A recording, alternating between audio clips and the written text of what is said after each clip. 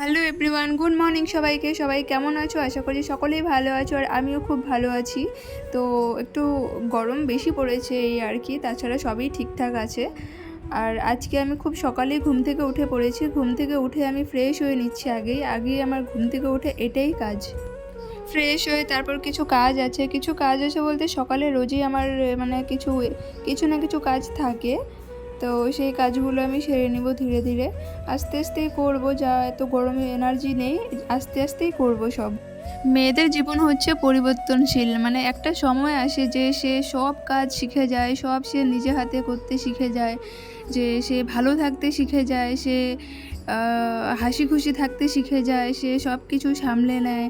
একটা সময় আসে যে সবাইকেই এরকমটা হতে হয়, শুধু আমার ক্ষেত্রে তা নয়, প্রত্যেকটা মেয়ের ক্ষেত্রে এটা হয় যে সে একটা সময়ের পর সে নিজেকে কী করে সে ভালো লাগবে সেটাও সে শিখে যায়।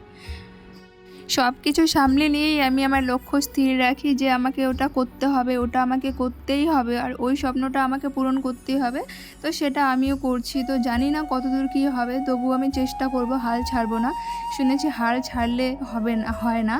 হাল যে ছেড়ে দেওয়া মানে হেরে যাওয়া। তো আমি সেটা চাই না, আমি হেরে যাব না, এত সহজে আমি হার মানব না। আমি জিতবো, আমি চাই আমি জিতবো।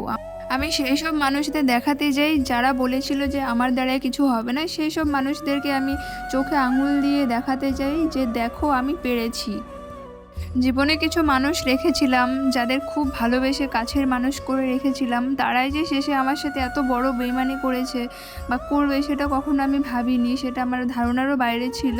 তো যাই হোক, তাদের সাথে আমি যোগাযোগ না রাখাই এখন বেশি ভালো মনে করব। কেননা যেই মানুষগুলো আমার ভালোই চায় না, সেই মানুষদের সাথে আমার যোগাযোগ রেখেই বা কী হবে। সেই মানুষদের থেকে আমি দূরেই থাকতে চাই। এখন আর কাউকে বিশ্বাস করতে পারি না, কাউকে বিশ্বাস করতে গেলেও ভয় হয়। তো যাই হোক, যে যেমনই করুক, শুধু তোমরা আমার পাশে থেকো তাহলেই হবে। তোমরা একটু সাপোর্ট করো, ভালোবাসা দিও। আমার চোখে অনেক স্বপ্ন আছে, আমি লাইফে অনেক কিছু করার আমার স্বপ্ন আছে, যে সেগুলো যেন আমি পূরণ করতে পারি। আশীর্বাদ করো তোমরা। তো দেখো আজকের ওয়েদারটা আজকে ভীষণ রোদ দিয়েছে। তো এটাই আমি ক্যামেরা বন্দি করে রাখলাম। সকাল সকাল এত রোদ দেখে আমি পুরো অবাক হয়ে গেলাম। দেখো পুরো ঘেমেও গেছি, এত গরম পড়েছে, সকাল সকাল উঠে ঘেমে গেছি পুরোপুরি আমি। আশা করি বুঝতে পারছো সেটা আমার চোখ মুখ দেখে। তো এদিকে আমি ভাত বসিয়ে নিচ্ছি, কুকারে ভাত করছি। আর এদিকে কালকের এটা হচ্ছে চচ্চড়ি, আর এটা হচ্ছে মসুরির ডাল কালকের। আর আছে কালকের যে শুটকিটা করেছিলাম, সেই শুটকির তরকারিও রয়ে গেছে। তো এগুলো সব আমি গরম করে নেব, গরম করে এটাই খাওয়া হবে। তো ওইদিকে আমি ভাত বসিয়েছি, এদিকে সবজিটাও গরম করছি। সবজিটা গরম করে তারপর বিছানাটা তুলে নিচ্ছিলাম। আর এই বিছানার চাদরটা আজকে তুলবো। তো ভুল করে না, তোলার বদলে আমি সেই বিছানার চাদরটা না প্রথমে আমি গুছিয়ে ফেলেছি। গুছিয়ে ঘরটা আমার পরিষ্কার, মানে রুমটা আমার পরিষ্কার করব, সেটা আমার একদম খেয়াল ছিল না। এই ভেবে যে আমি তাই বিছানাটা না তুলে নিয়েছিলাম, তারপর এই চাদরটা আমাকে তুলতে হয়েছিল। পরে দেখতে পাবে, পরে ভিডিওতে একটু পরে।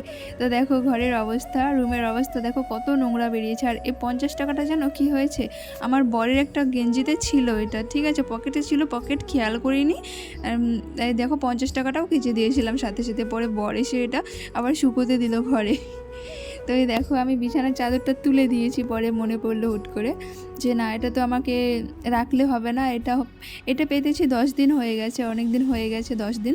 তো তাই ভাবলাম আজকে একটু চাদরটা চেঞ্জ করি, তাই চেঞ্জ করে নিচ্ছি। আর এই চাদরটার কালারটা না, এই প্রিন্টটা আমার ভীষণই প্রিয়, ভীষণই সুন্দর একটা চাদর। আমার বরের পছন্দ ছিল এটা।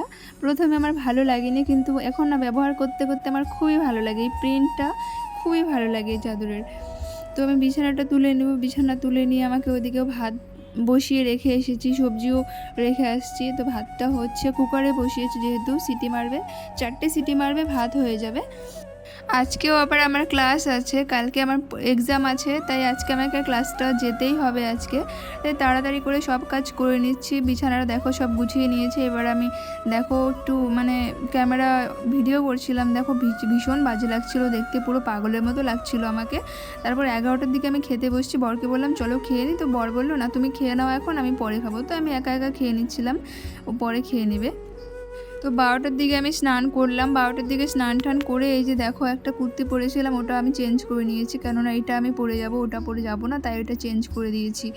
তো এরপর মুখে আমি সেই ক্রিমটা মেখে নিচ্ছি। ভীষণ গরম জানি, যেতে যেতে পুরো ঘেমে যাব, তাও দিয়ে কোনো লাভ নেই ক্রিম, তাও দিচ্ছি। দেখো এরপর গরমে কি আর করবো, একটু পারফিউম মেখে নিচ্ছি। তারপর আজকে আমি হেঁটে হেঁটেই বেরিয়ে গেছি, কেননা ভাড়া ছিল, তাও আমি হেঁটে হেঁটেই গেছি, ছাতা নিয়ে বেরিয়ে পড়েছি আজকে। আর জানি রোদ দেখে আমার পুরো মাথা ঘুরে গেছিলো, এতটাই গরম। দেখো আমি বের হয়ে পুরো ঘেমে গেছি পুরো।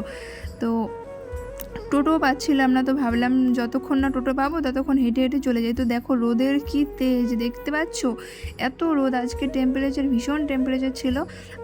আর যেতে যেতে আমি পুরো স্নান করে গেছি, পুরো ঘেমে ঘেমে বেয়ে বেয়ে একদম পড়ছিল শরীরে ঘাম, এত গরম লাগছিল, ভীষণ অসুবিধা হচ্ছিল এত রোদ্রুতে হাঁটার, মানে ছাতাটা মাথায়, এরপরেও আমার ভীষণ গরম লাগছিল। তো হাঁটতে হাঁটতে আমি চলেই আসছি ক্লাসে। দেখো আর আস্তে আস্তে আমি, দেখো হাতের ঘামগুলো দেখতে পাচ্ছ, দেখলেই বুঝতে পারবে যে কতটা পরিমাণ গরম ছিল আজকে। আর এটা ছিল আমাদের ক্লাসরুমের ভিতরের আমাদের ভিডিও আড্ডা মারছিলাম সেখানে সবাই মিলে। ওদের সাথে আর দেখা হবে না, কেননা ওরা হচ্ছে মানে ছেড়ে দিচ্ছে ক্লাস, আমরা কয়েকজন আছি আর বাকি কয়েকজন ছেড়ে দিচ্ছে। তো আজকে ওদের সাথে মানে এক্সামের লাস্ট দেখা হবে, ওদের সাথে আর দেখা হবে না, তাই একটু ভিডিও, তারপর আর ভিডিও করতে পারিনি। তারপর বাড়ি এসে খাওয়া দাওয়া করে একটু শুয়েছিলাম। তো আজকের ভিডিও এতটুকু ছিল, কেমন লাগলো অবশ্যই কমেন্ট করে জানাবে, আর অনেক অনেক সাপোর্ট করো।